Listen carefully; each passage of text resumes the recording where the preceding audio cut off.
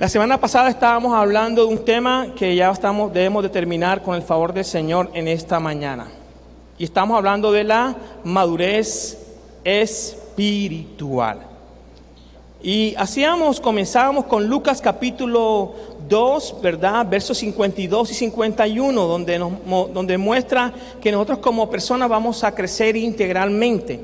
Integralmente, dice, Jesús crecía en gracia y en sabiduría y en estatura y en gracia para con Dios y los hombres. Lucas 2:52. Dice, Jesús crecía en sabiduría, que tiene que ver con la inteligencia. Jesús crecía en estatura, que tiene que ver con la parte física. Y Jesús crecía en gracia para con Dios, que es la parte espiritual. Y por último, Jesús crecía en gracia para con los hombres, que tiene que ver con la parte relacional. Nosotros somos seres integrales y tenemos de crecer de una manera integral también. Después hablábamos en Romanos 8:29, ¿verdad? Donde Pablo nos ayudaba, dice, porque los que Dios conoció de antemano también los predestinó a ser transformados según la imagen de su Hijo, para que Él sea el primogénito entre muchos hermanos. Está invitándonos a que debemos de crecer a la imagen de Cristo. Crecimiento espiritual tiene que darse y es la manera en que tú y yo nos parecemos cada vez más a Cristo. No tiene que ver con el tiempo de estar militando como evangélicos, cristianos evangélicos. No tiene que ver con conocimiento, porque muchas veces tienes conocimiento, pero no tienes carácter. Necesitamos tener el carácter de Cristo. Y esto demuestra la madurez espiritual que tú y yo tenemos. Sigo repasando acá. Y decía que la madurez es un estado mental, emocional y físico de una persona que lleva a ser prudente y sensata. La persona madura es prudente y es sensata. Cuando uno no es prudente, uno está demostrando una inmadurez en muchas áreas. Pero como estamos enfocándonos específicamente en el tema de la espiritual, uno demuestra que uno es todavía un bebé espiritual, ¿verdad? Sigo leyendo. El crecimiento espiritual no es automático, requiere de compromiso intencional. Y llegamos a Segunda de Pedro. Por favor, acompáñeme a Segunda de Pedro. Tenga la amabilidad. Capítulo 1, verso 5.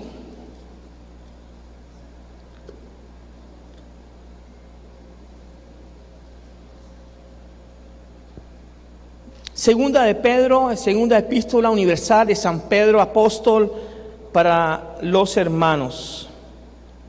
Dice el versículo 5, vosotros también, poniendo toda diligencia por esto mismo, añadid a vuestra fe virtud, a la virtud conocimiento, al conocimiento dominio propio, al dominio propio paciencia, y a la paciencia piedad, y a la piedad afecto fraternal, y el afecto fraternal amor.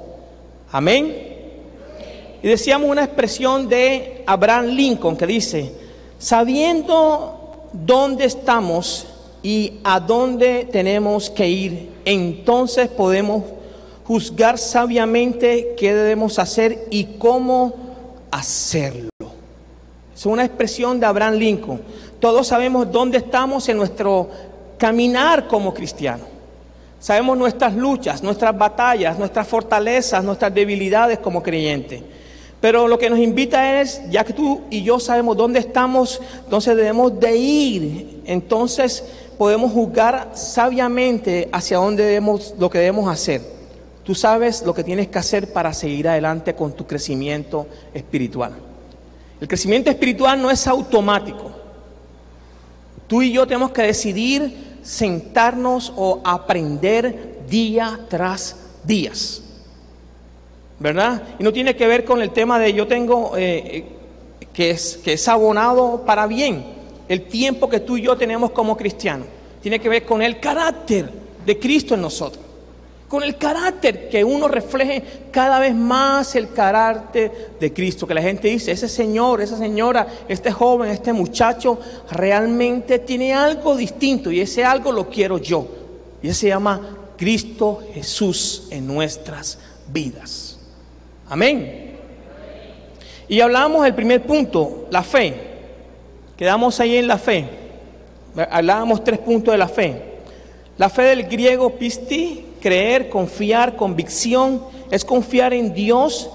Y decíamos lo que dice en Hebreos 11:1. Es pues la fe, la certeza de lo que se espera, la convicción de lo que no se ve. Esa es la fe. Y hacía el ejemplo de la fe que es de Dios y la fe que no es de Dios, que es la que la gente dice en el mundo: yo tengo fe. Pero la fe que avala Dios en nuestro crecimiento espiritual es la fe que viene de Dios. Después leíamos también que la fe viene por el oír, y el oír la palabra de Dios. Entre más tú y yo nos acerquemos al texto bíblico y seamos ministrados por él, entonces tú y yo vamos a adquirir mayor fe y nos vamos a mover en retos enormes de fe. Vamos a movernos porque sabemos que él nos ha dado la certeza que lo que vamos a hacer se va a dar. Amén. Amén. Dice, la fe es el medio por el cual la gracia de Dios es otorgada al creyente que confía en la obra de Jesús en la cruz. Y sin fe es imposible agradar a Dios. Dios sigue actuando hoy y cumple sus promesas. ¿Cuánto decimos amén a eso? Amén. Yo te quiero decir algo, que si Dios te da una promesa, Dios la va a cumplir. No creas que no. El día pasado en Semana Santa me levanté a hacer mi devocional, y cuando me levanté a hacer mi devocional me di cuenta, estaba allí reflexionando en Dios. Y Dios me hizo una pregunta. Y el Señor me dijo, ¿qué le prometía a Abraham? Yo le dije que en él serían benditas todas las familias de la tierra. Y me dijo después, ¿lo cumplí? Yo le dije, sí, claro que sí. ¿Lo estoy cumpliendo? Claro que sí, Señor. Pero me dijo, ¿qué te he dicho a ti? ¿Qué promesas te he dado, Harold? Yo le dije, pasaron una cantidad de promesas por mi cabeza. ¿Las he cumplido? Sí.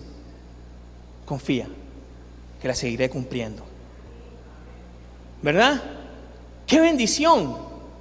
¡Qué bendición que el Dios que ha prometido algo a ti y a mí está atento de cumplir su palabra, de cumplir lo que te ha prometido? No va a ser otro Dios, es el Dios de Israel que te está cumpliendo. El siguiente punto que queremos tocar hoy es la virtud, para hablar de la madurez espiritual. Virtud, dice,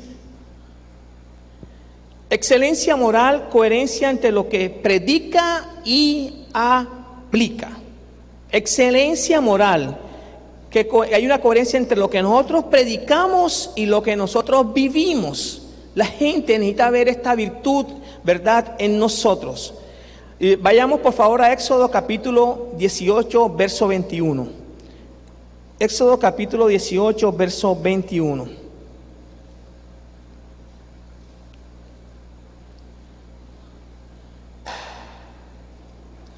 Ya lo tenemos. Amén. Además, escogerás de entre el pueblo hombres capaces, temerosos de Dios, hombres veraces que aborrezcan las ganancias deshonestas, y los pondrás sobre el pueblo como jefes de 1000, de 100 y de 50 y de 10. Estamos determinando que es una recomendación que le dio su suegro, ¿verdad? El suegro de Moisés, Jetro, a Moisés. Las características que debe tener un líder, una persona, es que debe ser honesta, ¿verdad?, temerosa de Dios, hombre veraz que aborrece la ganancia deshonesta. Wow, ¿cómo va esto hilando con lo que hablábamos ahora en el tiempo de la ofrenda? ¿Cómo Dios hila todas las cosas? ¿Sí nos damos cuenta que Dios está hablándonos a nosotros la honestidad? ¿Verdad? Pero también en el Antiguo Testamento Moisés escogió varones virtuosos para que le ayudaran en la tarea de juzgar al pueblo, según Éxodo 18, 21 al 25 y Deuteronomio 1, 13. La virtud debe ser una característica de los que servimos a Dios. De igual forma podemos ver otros ejemplos que el texto bíblico nos da, tales como en Ruth. capítulo 3. Vaya por favor conmigo a Ruth capítulo 3, verso 11, perdón.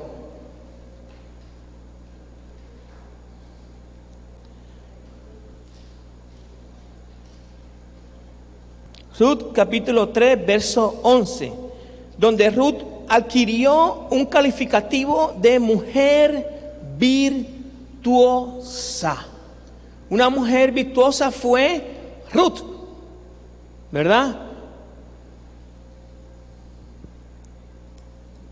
Si lo tienen, si lo ven en el texto, mujer virtuosa que fue determinada o fue reconocida o calificada como mujer virtuosa, Ruth. La virtud es importante. La virtud es el efecto de la fe en Cristo. Es decir, podemos ser virtuosos en la medida en que seguimos e imitamos a Cristo. Cuando usted y yo seguimos e imitamos a Cristo, entonces nosotros demostramos ser personas virtuosas. Qué bueno, ¿verdad? Bendecidos por ello. Tercer punto, tercer escalón que debemos de subir, el conocimiento. Yo decía la semana pasada que en medio de la madurez el conocimiento no ocupa el primer lugar ni el segundo lugar, ocupa el tercer lugar. Pablo dice que el mucho conocimiento muchas veces causa ¿qué? Orgullo, pero el amor edifica. Que el amor edifica. Qué bueno en que usted y yo adquiramos conocimiento bíblico cada vez más. Pero que ese conocimiento no sea para que nosotros nos sintamos los mejores que todos los demás, sino que nos ayude a ser cada vez más humilde para con nuestros hermanos, para servir más a los demás. Dice, el conocimiento de Dios y su voluntad para nuestras vidas. En el Salmo 119, versículo 9 dice, ¿cómo puede el joven guardar puro su camino? Guardando su palabra. La manera como tú y yo, el texto bíblico está hablando de jóvenes, pero también ese texto nos sirve para los que tenemos una edad un poco más avanzada, ¿verdad? Pues estamos en la adultez. ¿Cómo puede nosotros limpiar nuestro camino? Guardando la palabra de Dios. Guardar es obedecer la palabra de Dios, porque hay personas que conocen la palabra de Dios, pero no la obedecen. No la obedecen. Yo decía en ese momento que hay personas en el campo que solamente se saben un solo versículo y lo viven.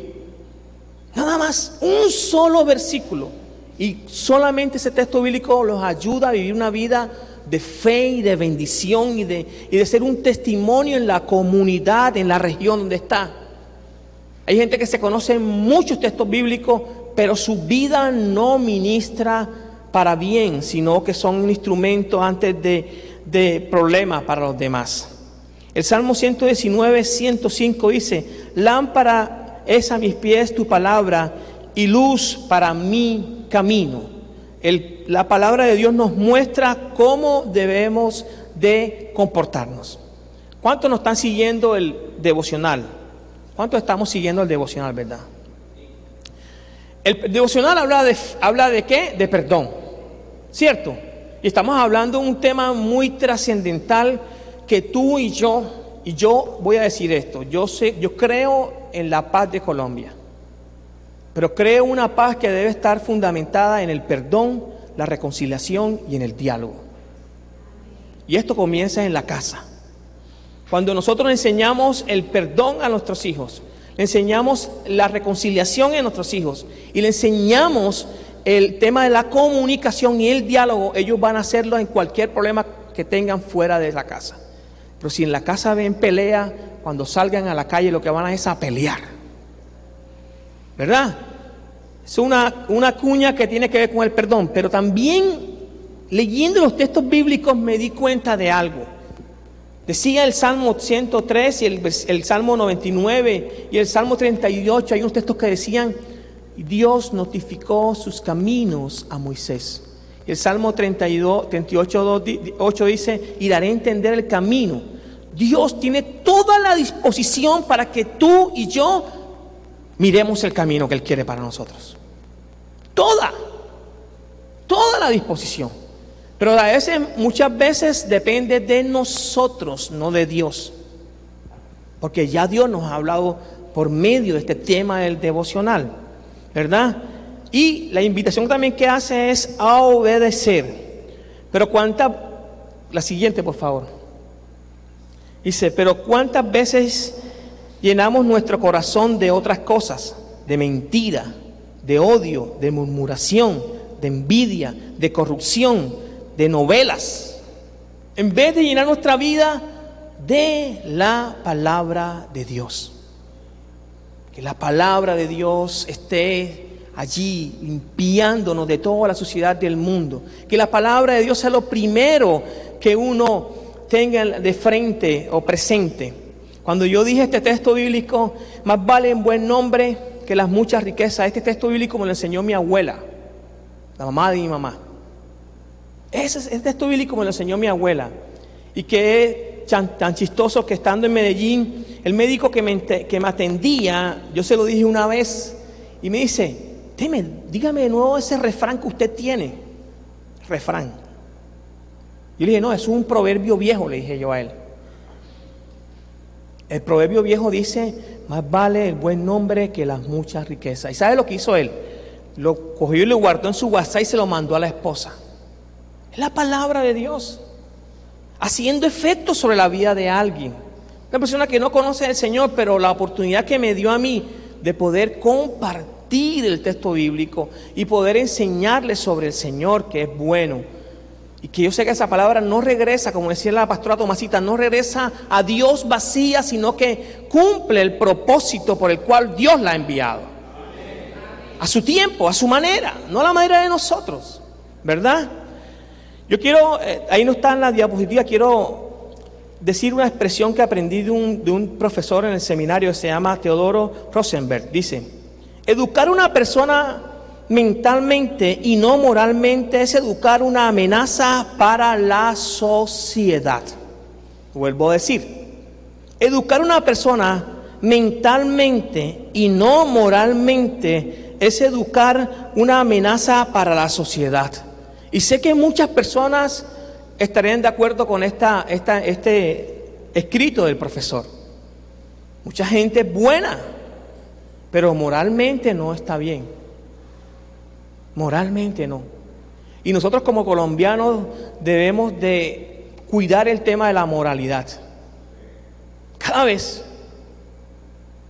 No debemos de negociar con respecto, no debemos de amoldearnos conforme a los deseos de este mundo, sino vivir conforme a los principios establecidos en la palabra de Dios. Cuarta virtud, dominio propio. Es la capacidad de tener control de sí mismo. Segunda de Timoteo, capítulo 1, verso 7. Ahí está. Dice, porque no nos ha dado Dios espíritu de cobardía, sino de poder, de amor y de dominio propio. Dios nos da el poder, el dominio propio para que nosotros salgamos adelante. Y una manera que yo he visto cómo Dios también nos ayuda a ejercitar el dominio propio es cuando nosotros tenemos tiempos guiados por Dios para ayunar. Tiempos guiados por Dios para ayunar. Si tú un ejemplo, jueves tenemos ayuno aquí en la iglesia. Y en cada ayuno, en cada tiempo que usted viene, usted se está ejercitando para hacer un lado el alimento y para venir a buscar a Dios. Ese proceso que usted está haciendo y yo hago o que hacemos otro día nos ayuda a ejercitarnos en el dominio propio. Pero si tú no vienes y tomas esa decisión, tú estás y yo estoy dispuesta a recibir lo que sea en la vida. Si tú tienes el dominio propio de decir no al alimento, no a las películas, no a serle infiel a mi esposa. Yo recuerdo una vez en clase, un amigo se llama Milton Acosta, es profesor del seminario. Estábamos en clase y eso dijo, yo tengo un principio. Y entonces todos nos quedamos mirando pensando que era el tema que estábamos conversando.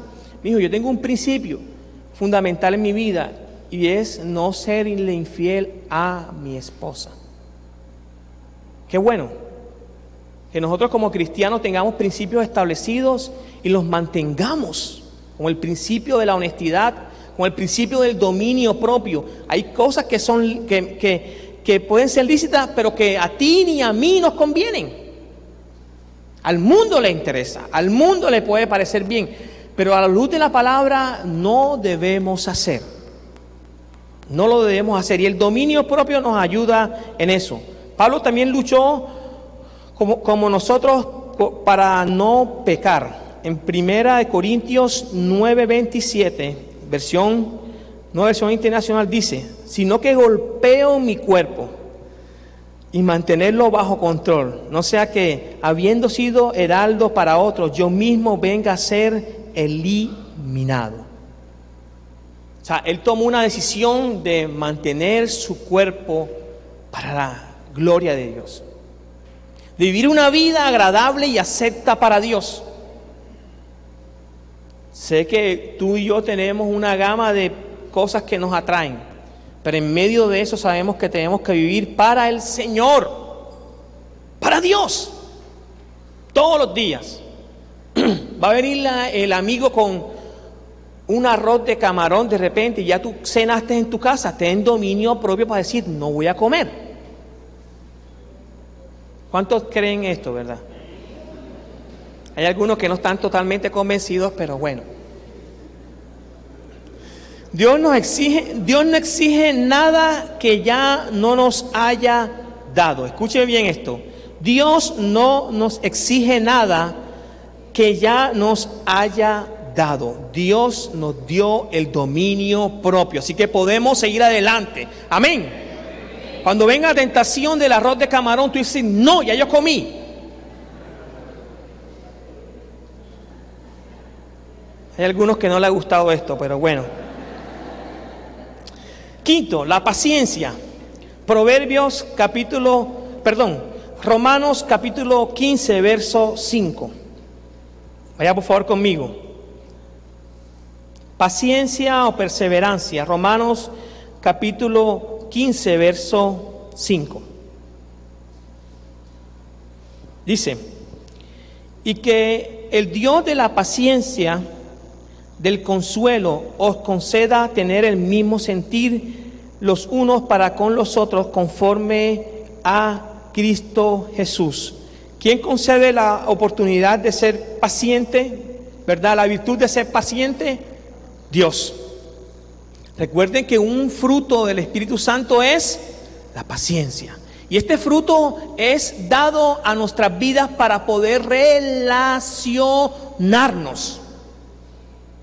Porque ¿de qué sirve la paciencia si es solamente para estar tú en tu casa allí? No, es para relacionarnos con las demás personas, porque en Proverbio dice: hierro con hierro se acusa, así con el hombre.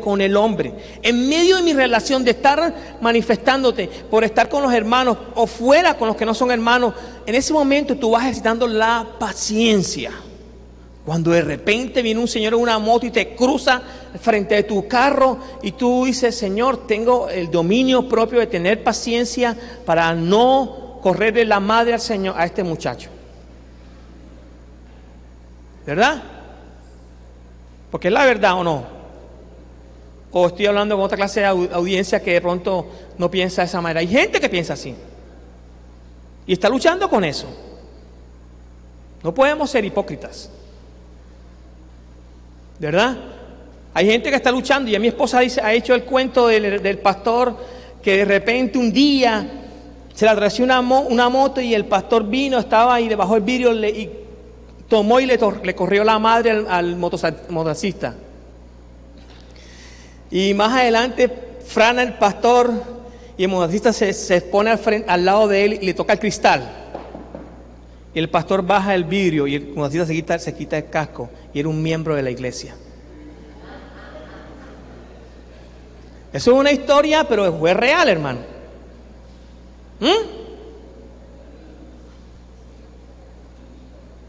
Ay, Dios mío, ayúdanos. Gálatas, vaya conmigo a Gálatas 5:22. Mas el fruto del Espíritu Santo es amor, gozo, paz, paciencia, bondad, ¿verdad? Paciencia, bondad, benignidad, bondad y fidelidad.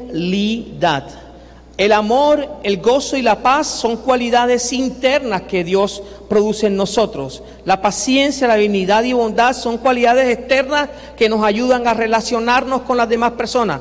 La fe, la paz y la paciencia son cualidades de Dios que Dios implanta en nuestras vidas. Provienen del Señor. La paciencia, la fe, la paz y la paciencia son cualidades de Dios que Dios da a nuestras vidas para que nosotros podamos seguir adelante. Este fruto es evidente en la medida que el Espíritu Santo controla nuestras vidas, produciendo esta clase de fruto, capacidad de padecer o soportar algunos altercados. B, facultad de saber esperar cuando algo se desea mucho y se tarda demasiado. Debemos de esperar. Facultad de poder esperar cuando algo se tarda mucho. Paciencia hace parte del fruto del Espíritu Santo en nuestras vidas. Amén. Sexto, virtud, piedad. Piedad.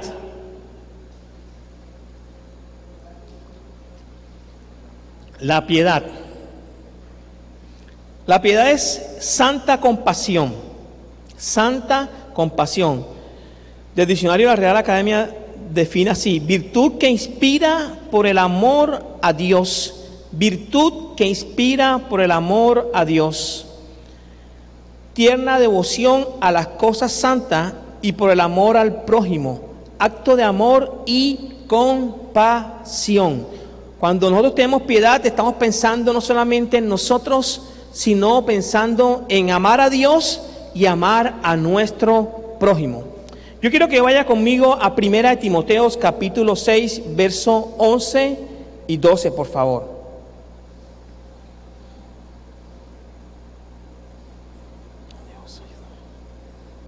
¿Están conmigo? 1 Timoteo capítulo 6,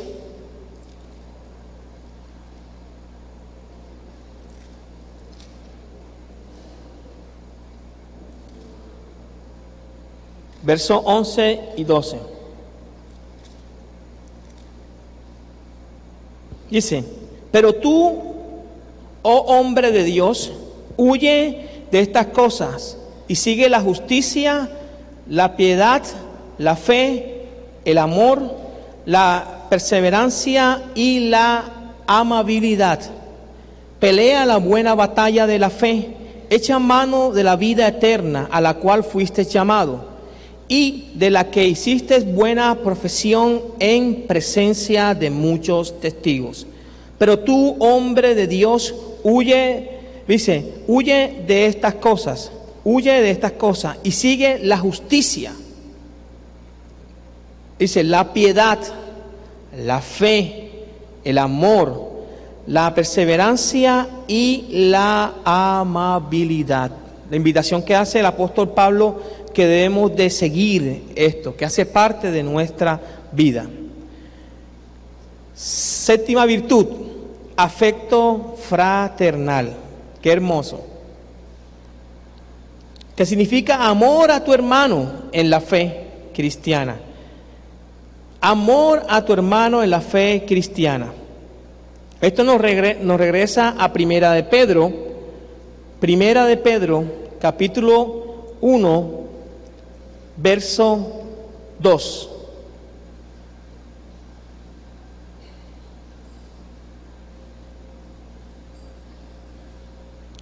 Gracias y paz os sean multiplicadas en el conocimiento de Dios y de nuestro Señor Jesucristo. Afectos fraternales. Gracias y paz sean multiplicadas en el conocimiento de Dios y de nuestro Señor Jesucristo. Miremos el versículo, por favor. Versículo 10 de Primera de Pedro, por favor.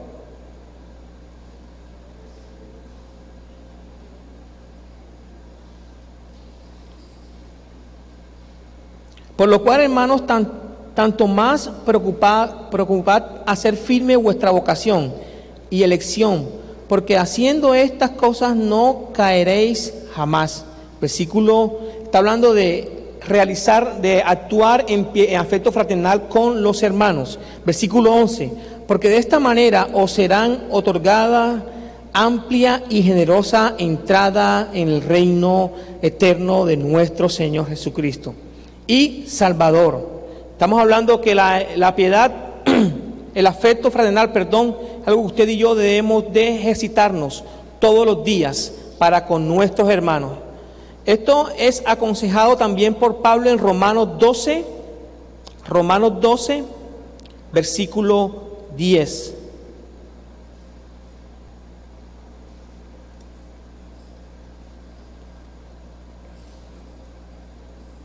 Se me fue.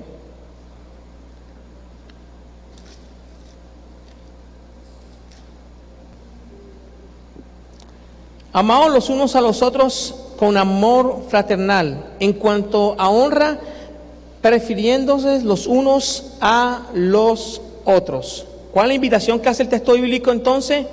Que debemos de amarnos los unos con los otros.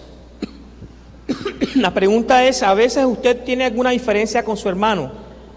Y miren cómo Pedro va hilando cada detalle de estas virtudes. Cuando hablaba de la virtud, ¿verdad?, de la piedad, y tiene que ver con el proceso de ejercitarlo dentro de la comunidad de fe, después el afecto fraternal une que tiene que ser dentro de la comunidad de fe y para las personas que están alrededor de nosotros, ahora utiliza el amor. Porque todo esto se puede dar teniendo el amor de Dios en nuestras vidas. Amén. Unidad en medio de la diversidad. Esto es lo que no nos hace diferente. Esto es lo que nos hace diferente de los no cristianos evangélicos. Unidad en medio de la diversidad.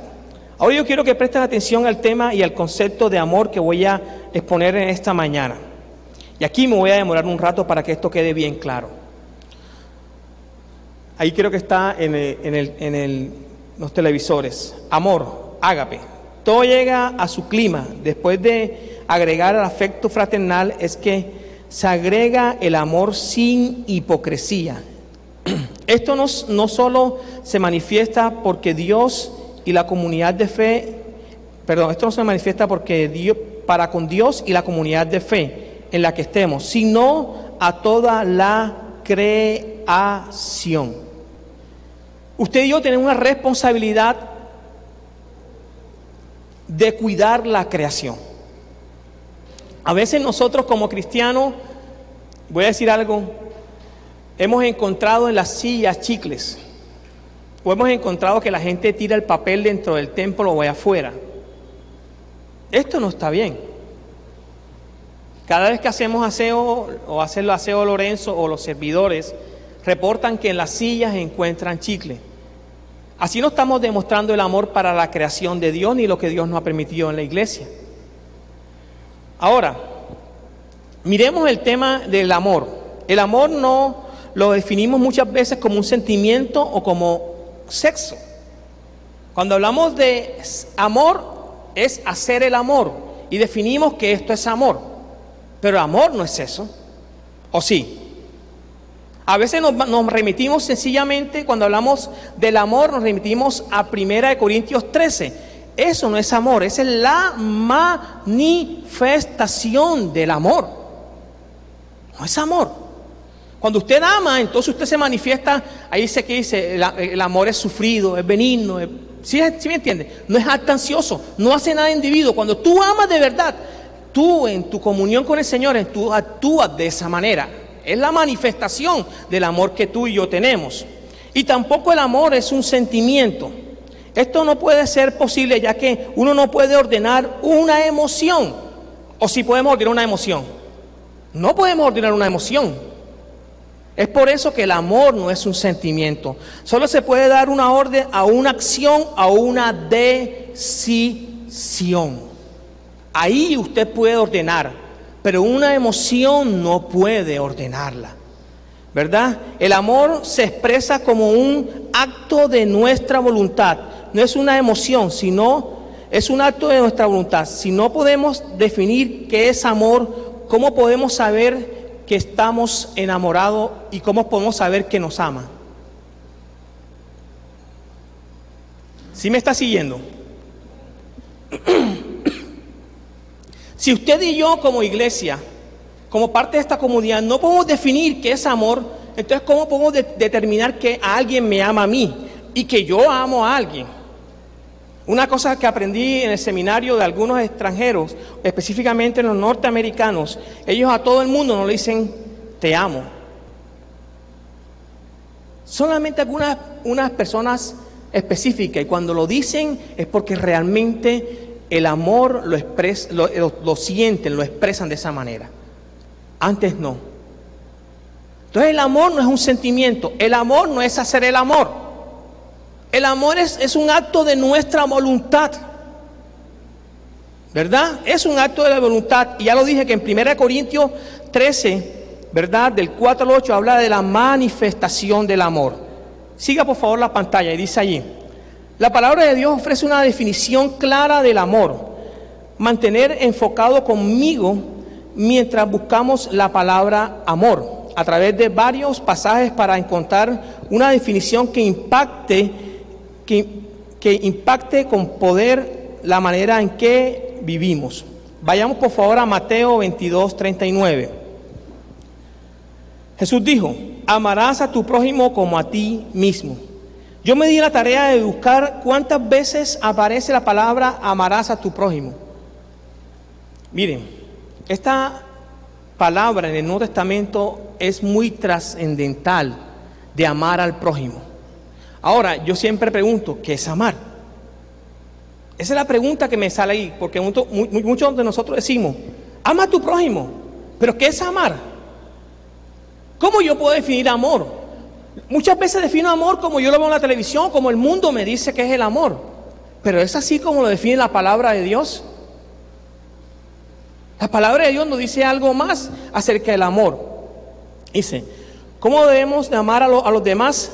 De manera que nos amemos a nosotros mismos. Este pasaje no se refiere a un amor propio o narcisista, egoísta o ególatra. Cuando nos amamos a nosotros mismos, nos aseguramos de satisfacer nuestras necesidades. Por eso el verdadero amor querrá satisfacer las necesidades del ser amado. Cuando tú y yo amamos de verdad, no somos mezquinos. Deseamos satisfacer las necesidades de nuestro ser amado. Yo digo en este caso mi esposa y mis hijos. Pero cuando tú y yo amamos, también deseamos ayudar a los hermanos en la fe también. Porque el Señor está diciendo, amarás a tu prójimo como a ti mismo. Yo pienso en la comunidad cuando yo amo de verdad. No estoy pensando solamente en mí, sino pienso en los demás. Vaya conmigo a Efesios 5, 28 y 29.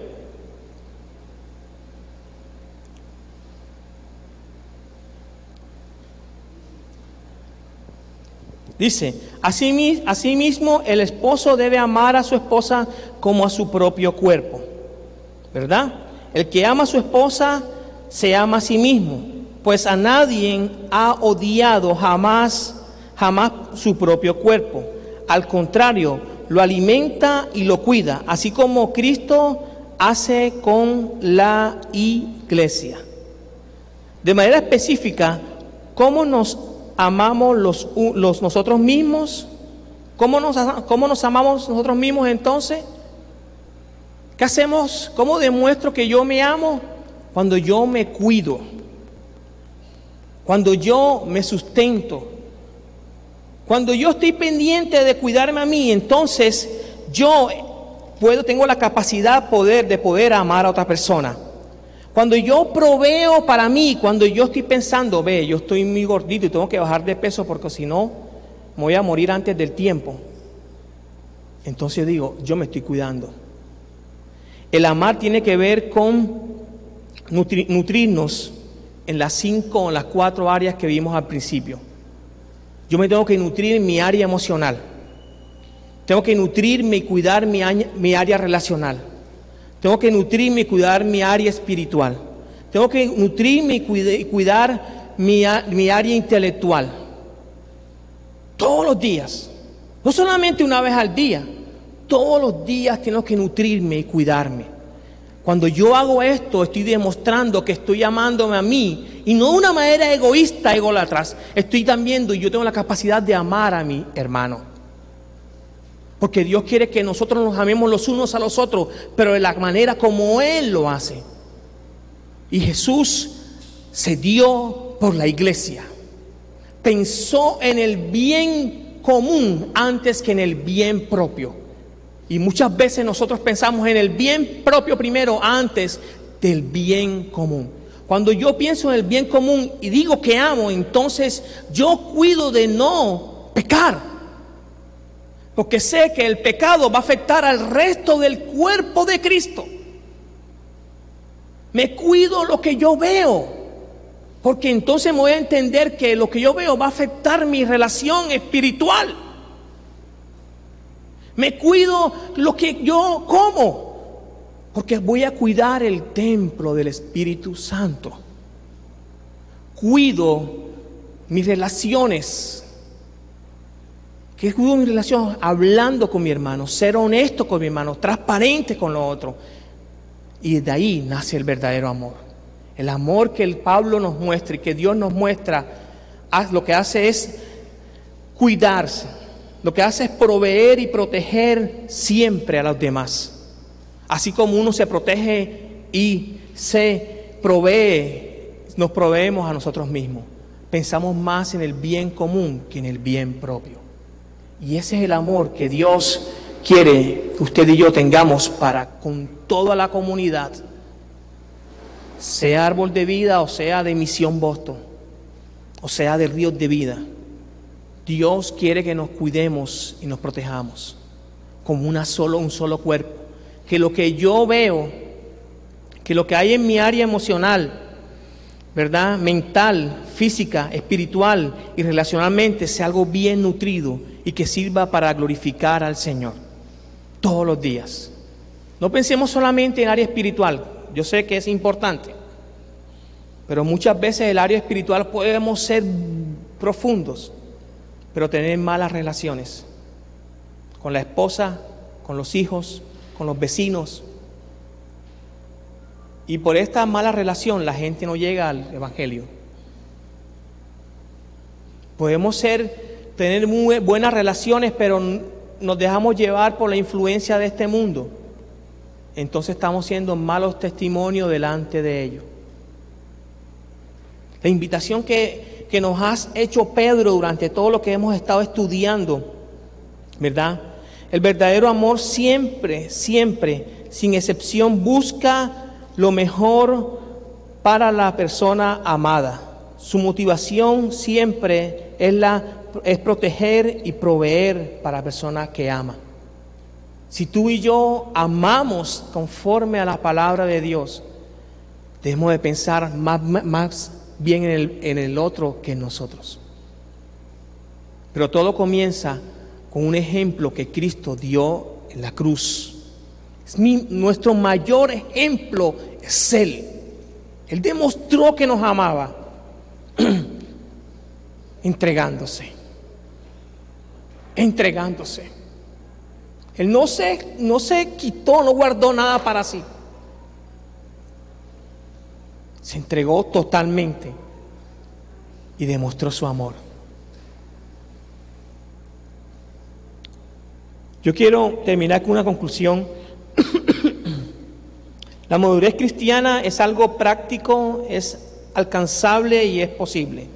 La madurez es un proceso que se alcanza en la vivencia de la palabra de Dios. Somos maduros espiritualmente cuando con mi estilo de vida yo adoro a Dios. Con mi estilo de vida yo vivo una vida de adoración. No vengo solamente el domingo y levanto las manos y ya adoré. Mi estilo de vida es una adoración.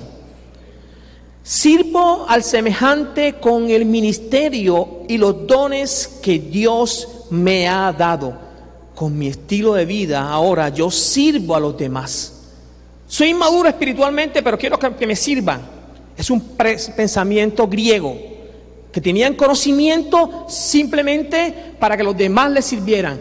Tú y yo debemos tener conocimiento es para servir. Jesús nos demostró eso. Él se entregó y servía, no vino a que servir, vino a servir. Que el conocimiento y el peregrinaje de nuestra fe, 20, 30 años, sirva para servir al cuerpo de Cristo. Sirva para eso, no para ponerme en mi posición. Porque la mejor posición que debemos tener es ser siervos de Cristo. La siguiente, cuando yo demuestro madurez espiritual, evangelizo de una manera natural con mis relaciones. Hemos estado mostrando el video, tenemos el aviso ese 1+1. Y el hermano Polo envía por el WhatsApp palabras que tienen que ser evangelizadas para evangelizar a los demás. Pero cuando tú demuestras y yo demuestro mi madurez, yo me preocupo por evangelizar sin que me estén empujando. Fluye de nuestra vida. Tú no esperas que Dios te dé la papaya para compartirle al que sea. Al mototaxista, al de los ñames, al del limón.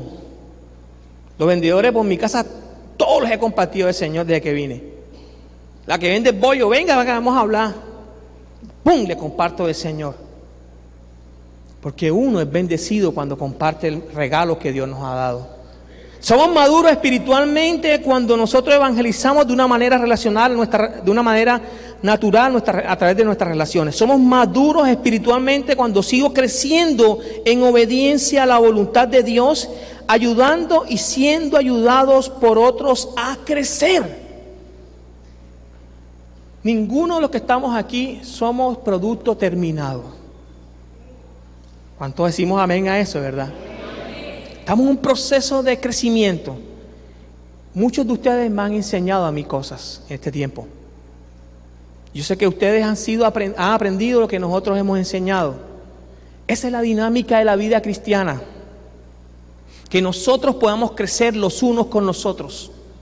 Que podamos ayudarnos los unos con los otros. Esa es la dinámica del cuerpo de Cristo. Ninguno es producto terminado y vamos a llegar hasta la plenitud, como decía Romano. ¿De quién? De Cristo. Y esa es la intención de Dios, al demostrar nuestra madurez, que cada vez más tú y yo nos parezcamos al Señor. Y ahí estamos demostrando madurez espiritual. Y finalizo diciendo esto.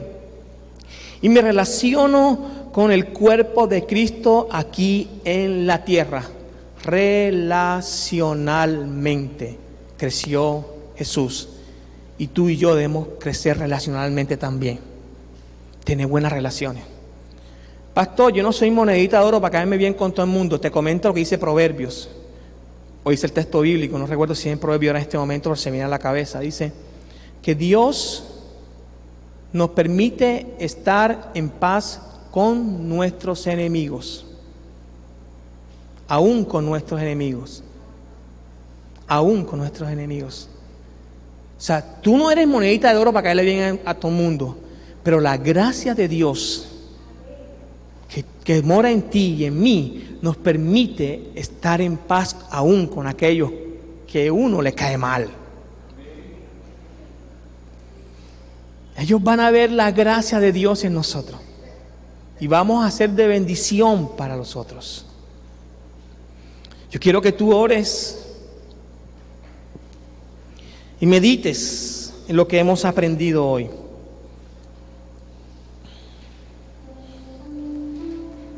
El amor que el texto bíblico nos muestra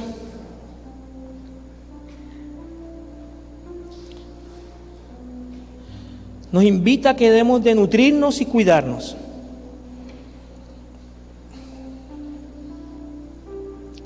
En nuestra área física, en nuestra área espiritual,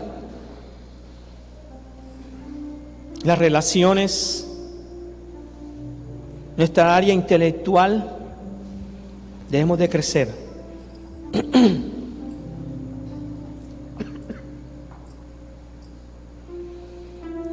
Señor, nosotros queremos amar como tú nos enseñaste a través del apóstol Pablo en Efesios 5, 28 y 29.